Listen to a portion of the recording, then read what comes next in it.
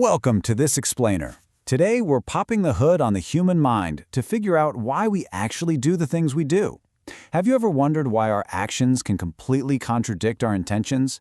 Like, why we can desperately want something but then behave in a way that literally pushes it away? Well, we are going to dig into the psychology behind all of that and decode these hidden patterns. Okay, let's just jump right into the big paradox here. Why on earth do we act against our own conscious goals? We see it all the time, right? People who really want friends but then isolate themselves for days. Or folks who have these massive, world-changing dreams but then do absolutely nothing to make them happen. It totally looks like self-sabotage. But as you'll see, your brain isn't actually trying to ruin your life. It's just running some incredibly complex, deeply protective protocols. So here is our roadmap for today. We're going to break this down into 5 parts: the paradox of human behavior, emotional protection and survival, the illusion of control, the psychology of success, and finally, how cutting-edge AI is now mimicking these exact same human traits. Let's start with Section 1, the paradox of human behavior. You know when society labels someone who cancels plans as antisocial or a loner? Well, psychology completely disagrees. People who avoid others usually aren't naturally antisocial at all. They're actually craving meaningful connection. They're just terrified of the emotional exhaustion that comes with it. Their brain has essentially hot-wired interaction to mean overthinking and total mental fatigue. For them, isolation isn't about hating people, it's pure self-protection, because to their nervous system, the pain of rejection just feels way more dangerous than the sting of being lonely. And actually, there's a really similar thing going on with quiet people. We tend to look at someone who isn't talking and assume, oh, they lack confidence or they're weak. But in psychology, quietness is an intensely active state. These individuals are just actively processing information. They're learning so much more by observing behavior while everyone else is just busy talking. They simply don't feel that awkward pressure to fill silences with small talk about the weather. And by holding back, they keep complete control over their inner world. Which brings us to Section 2, emotional protection and survival. Have you ever had a friend who just completely drops off the map when things get tough? They vanish or refuse any help. And it's easy to take that personally, but it's not selfishness. Their brain has literally entered survival mode. Under extreme stress, a person's cognitive energy is basically running on empty. So the brain naturally narrows all its focus strictly to emotional protection. They avoid feeling exposed, and honestly, they carry this deep, silent fear of becoming a burden to you. It's not that they don't want your help. Their mind just completely lacks the battery power to process the interaction. And this fierce prioritization of survival? It starts incredibly early in life. I mean, think about your earliest memories. There's just a blank space, right? Our mind is so protective that our very first life moments aren't even recorded as visual memories.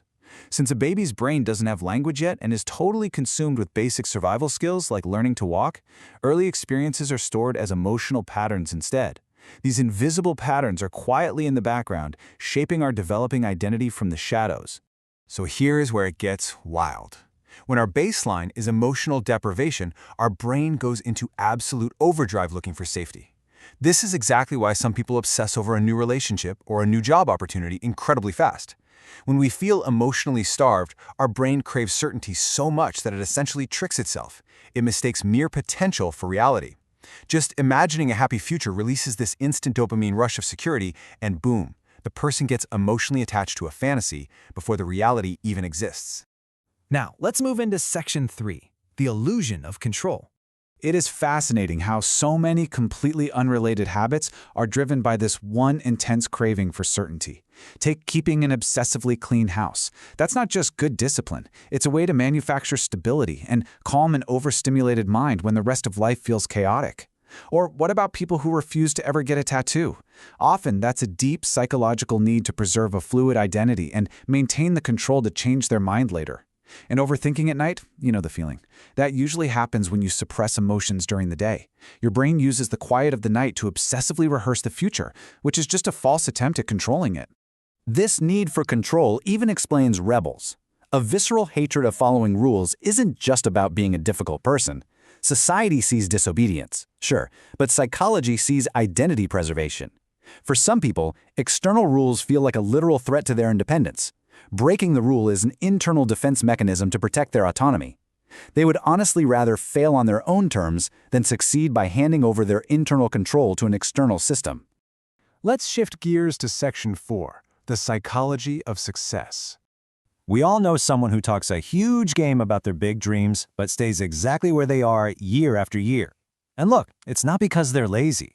Big dreamers frequently end up doing nothing because just imagining success releases enough dopamine to make the brain feel like progress has actually been made. They completely confuse abstract thinking with forward movement. Plus, they aren't just scared of failing, they are terrified of changing their identity because succeeding means leaving their comfortable, familiar self behind. So they wait for that perfect moment that never comes, they overplan until they're exhausted, and they stay addicted to the safe, warm feeling of future potential rather than dealing with the messy reality of trying right now. So how do we fix this bug in our mental software? You have to bypass the brain's desperate need to stay in imagination land. Step 1 is turning those abstract dreams into highly visible, concrete next steps. Step 2 is absolutely crucial. You have to train yourself to start tasks in neutral moods. If you're only working when you feel motivated, you're just a hostage to your unpredictable emotions. And step 3, do one physical action toward your goal every single day. No matter how tiny, you have to drag that dream kicking and screaming out of your head and into the physical world. This deep-seated need for safety also flips the script on the whole hard work equals wealth myth. It brilliantly explains why someone can work exhausting, back-breaking hours and still be stuck in poverty. Chronic financial stress literally traps the brain in cognitive overload. When you are endlessly stressed about paying rent, your brain snaps back into that survival mode we talked about earlier. It prioritizes immediate relief over long-term growth. The mental bandwidth you'd normally use to plan strategically, learn a new skill, or take a calculated risk, it's completely eaten up just trying to survive until Friday. The people who do manage to rise up from zero literally have to rewrite their mind's software. It demands that you delay immediate emotional rewards. You have to completely discard a poor identity long before your bank account ever reflects it, because your behavior will always follow your identity. They train themselves to shrug off failure without reacting emotionally, and above all, they drastically increase their tolerance for uncertainty. They force themselves to act boldly, even when their brain is absolutely screaming at them to stay safe. Finally, let's look at Section 5, AI and Human Adaptation. Now here's where things get really crazy. Just like humans, the most advanced AI systems out there are now being programmed with something called context building. Before making a decision, they try to map out the entire situation. What's changing right now? What variables are connected? They're learning to interpret nuance before they do anything. They don't just react blindly anymore. They build a complete contextual picture of the world first. It's exactly what the human brain does when we're quietly observing a room. You see, traditional AI was super rigid. It was just information in, response out. But adaptive AI is totally different. It follows the human model of experience, which leads to feedback, which leads to reinforcement. It literally uses its own mistakes as feedback to continuously shape what it does next. Make a bad move, that teaches the next move. This isn't just basic automation anymore. This is a machine using its experiences to shape its behavior, incredibly similar to how human trauma or success shapes our psychology over time. And because it's connecting separate signals into these massive overarching patterns instead of just looking at things in a vacuum, this new adaptive AI actually gets sharper and faster when things get chaotic. It interprets the actual meaning behind the data, not just raw numbers. It learns from messing up, and it anticipates changes before they even happen. By mimicking human psychology, these systems are adopting our ultimate survival mechanism, adaptation. They thrive in complex chaos because they know how to connect the dots under pressure, just like us.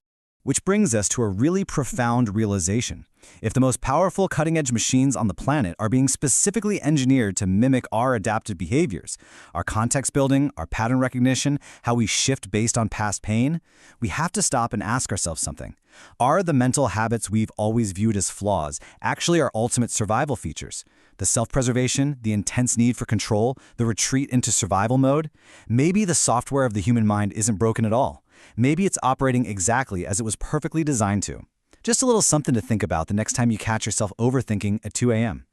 Thanks so much for joining me on this explainer, and I hope you walk away seeing your own behavior in a completely different light.